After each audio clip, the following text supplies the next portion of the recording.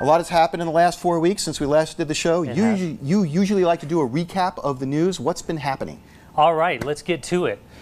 First of all, amid the brouhaha over Rush Limbaugh calling Georgetown student Sandra Fluke a prostitute and a slut on his radio show, it went almost unnoticed that Citrix, makers of virtualization technology, pulled its advertising from the show in protest.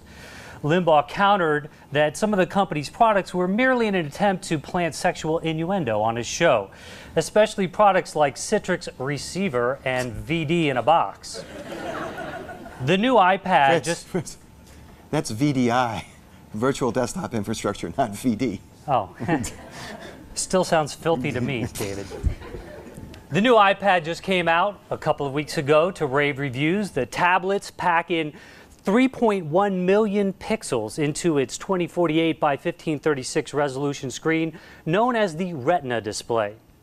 In related news, Research in Motion's BlackBerry Playbook now has email. Microsoft's cloud service, Azure, was impacted by a bug related to leap year. Fortunately, not too many people were impacted because, well, Microsoft just doesn't have that many Azure customers. In a follow-up, Microsoft assured its customer it was fully prepared for the rapture. A research team at Iowa State University discovered that spider silk was an amazing organic conductor of heat, even better than silicon, leading to many potential technology uses. Inexplicably, the 8 golden silk orb weaver spiders the researchers used also created webs saying, "That's some pig." Down the road in Sunnyvale, AMD fired hundreds of workers and replaced them with silk-spinning arachnids. No word on whether they had to provide Facebook credentials. AMD CEO Roy Reed said, "If we can just teach them what a memory management unit is, we'll be unstoppable." Upon hearing the news, Monica Lewinsky quipped, "Just remember, silk is dry clean only."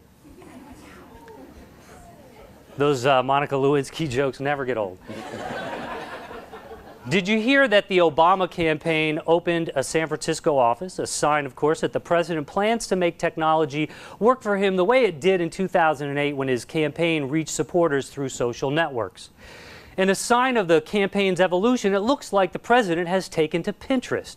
Here are some of his Pinterest boards. I'm a badass.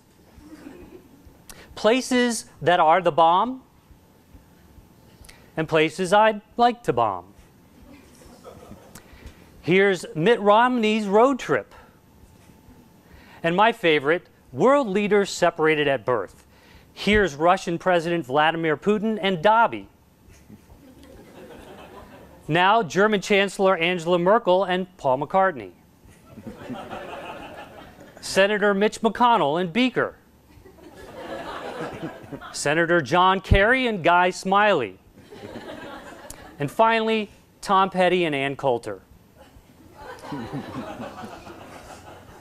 I'd like to end with a little rant. I want to talk for a minute about the way mobile devices are being marketed these days. Now, I went to a few press conferences recently at the world's largest mobile event, Mobile World Congress, and I heard some crazy things.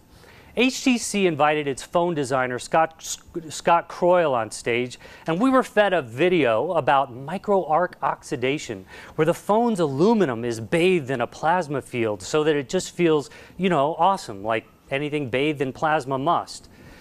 Just when you think it couldn't get any more absurd, Croyle said, and I am not making this up, "We strive for our phones to be human and approachable." After calling the phone super sexy, he said that what matters most is that when somebody picks up an HTC phone, we strike an emotional connection. It's about creating that moment of desire when you immediately know that this is the one for me. Who writes this crap? Hallmark? Am I using the phone to make a call or having consensual sex with it?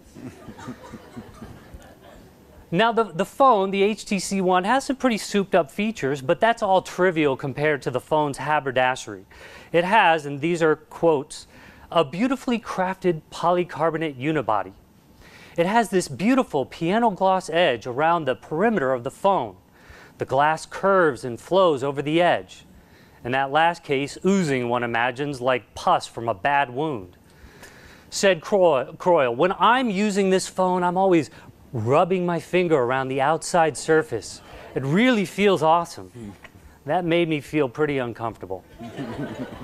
All this talk of taut lines and beveled edges and generous curves that provide a very confident feel, well, I don't know about you, but my self-esteem just rises.